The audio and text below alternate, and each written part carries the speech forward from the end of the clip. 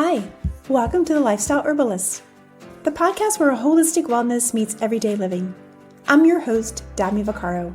I'm a registered dental hygienist, a clinical herbalist, and a certified health coach. And I'm your co-host, Sabrina Cooper, a registered dental hygienist with a bachelor's in oral health promotion, a certified culinary nutritionist and herbalist, and a mindfulness and mindful eating coach. Together, we explore the intersection of holistic health, herbal wisdom, and joyful living. From plant-powered remedies to kitchen medicine, mindful moments, and conversations that feed the soul, we're here to help you feel vibrant, grounded, and inspired in your daily life. So steep a cup of something soothing, settle in, and let's grow well together one episode at a time, bringing you a healthy dose of happiness. Hello, friends, and welcome back to the Lifestyle Herbalist, where we talk about whole body wellness, natural healing, and a little lifestyle things that we often overlook, like our teeth. Yes, today we're going there. We're going to talk about why do people stop caring about their teeth? Because let's be honest, even the most wellness-focused humans out there, are they flossing or not? And everybody's had that time of life when they're just not doing the things maybe that they should be doing.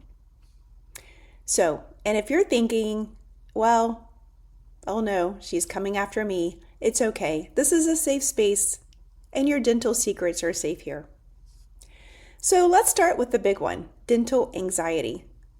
Many people avoid dental care, not because they don't care, but because they're terrified. Maybe they had a rough experience as a child. Maybe they don't like the feeling of being vulnerable because let's face it, lying back and having somebody in your space. And, everybody has a space that seems to be their personal bubble that seems to be very small, and others seem to be very large. So if you have a very small bubble, then it can really seem overpowering when somebody is in your space. Maybe you've watched too many horror shows when they've depicted the dentist going after somebody and they're like pulling teeth or something without anesthetic.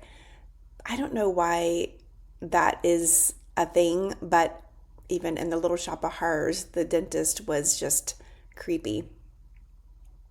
But here's the thing, avoiding the dentist creates even more anxiety. Because if you stay away and the thought of something is getting worse, well, that doesn't usually make it feel better, probably brings on more anxiety as the person is even taking longer to get to their checkup. It's like avoiding the opening of your mail because you don't want to see the bill. But guess what? The bill's still there.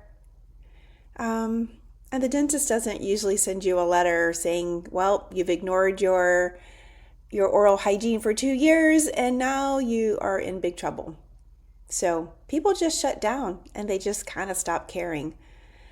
Well, and let's be honest, oral health may be a bit confusing. We see so many commercialized things out there. Do we floss before or after brushing? Is fluoride good or is it evil? What's the deal with the electric toothbrushes? Are they really better than a manual? And what about this charcoal toothpaste craze? Is it a miracle or is it like sandpaper on the enamel? So don't get me started. If you oil pull for 30 days, your teeth will become radiant pearls and all of your trauma will resolve post, because that is simply not the case. There are certainly some wonderful benefits to oil pulling, but not what the social media touts to be true. So when people feel confused, they do what humans often do. They freeze and do nothing. But teeth are kind of sneaky. Gum disease rarely hurts. And typically, you don't know you have a problem until you either have pain with an abscess or the teeth become loose. And at that point, well, there's not much bone around the teeth and it's a little too late. Cavities don't usually scream at you until they're basically in your soul. And people think, well, I'm fine because everything else feels fine. I've had patients over the years and I have found cavities, I have found cracks in teeth, and they say, oh, nothing hurts. Well, nothing hurts yet. But if you wait until it hurts, typically it's a bigger issue and typically it costs more money and the likelihood of it being a real long-term fix goes way down. Well, and I know life gets busy, and if this is true for you, especially my caregivers, my mamas, my business owners, my stressed out students, basically everyone alive in 2025, I know life can be very busy. But when life gets chaotic, oral health is even more vulnerable. It's often the first things to slide. You're exhausted, your toddler is screaming, your inbox has 114 unread emails, and suddenly brushing your teeth feels like running a marathon. We don't talk enough about the emotional load of caring for yourself. Sometimes it feels easier to collapse into bed than to spend 2 minutes brushing your teeth. Sometimes people stop caring for their teeth because they just feel embarrassed. I can't tell you how many times people have gone years without seeing a dentist, and they come in and they say, "I'm sorry, I've neglected things. It's a mess in there. I'm really embarrassed." And my response is typically, "Well, you're here today, so congratulations in making the first step." And truly, like, everybody thinks their mouth is the worst, but I can guarantee you that it's not. And I try to put people at ease as much as possible. And people avoid the dentist or good oral care because they're just embarrassed about the condition of their mouth. "I don't want to go back because it's been too long. I'm afraid they're going to judge me. What if everything is worse now?"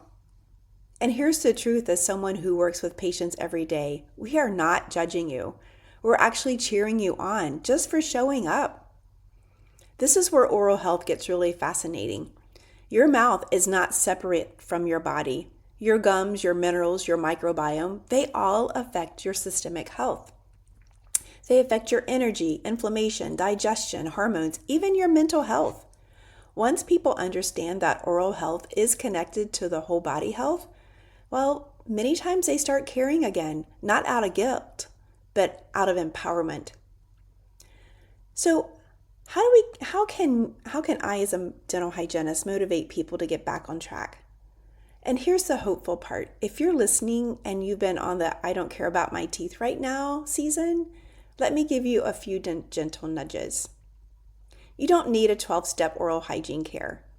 You just need to start cleaning your teeth with a brush intentionally once a day. Add from there. Pick a tooth powder or a toothpaste flavor that you generally enjoy that makes a difference. Even baking soda for a lot of folks is all I ask people to do.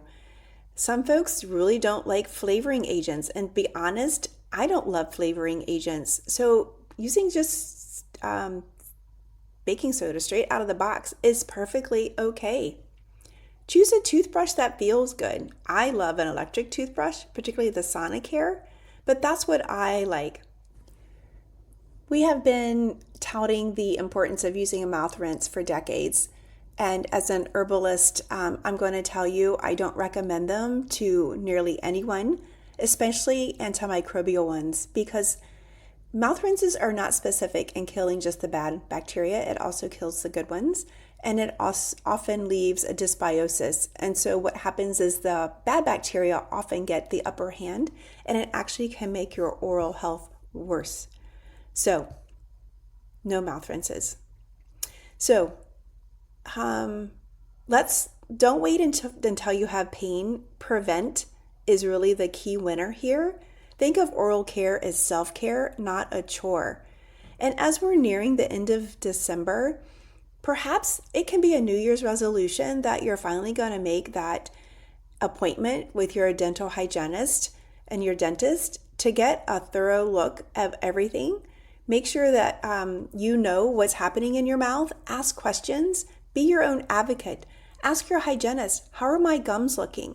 What do I need to do differently? What do my perio pockets look like? Are things healthy in there? Or what do I need in order to make my body, my brain, my heart looking better? If you avoid the dentist, find one that you can really trust and vibe with. Holistic, gentle, trauma-aware dentistry does exist, and you're allowed to choose differently. So if you stop caring about your teeth at some point, you're normal. Life happens. Emotions happen. Overwhelm happens. But your mouth is the part of your body part of wellness, and part of your energy and vitality. And the moment you begin caring again, even the tiny baby steps, everything starts to shift. Thank you for hanging out with me today on the Lifestyle Herbalist. If you enjoyed this episode, please send it to someone who might need a gentle nudge or a laugh about their flossing or interproximal habits. And as always, stay well, stay curious, and I'll see you next time.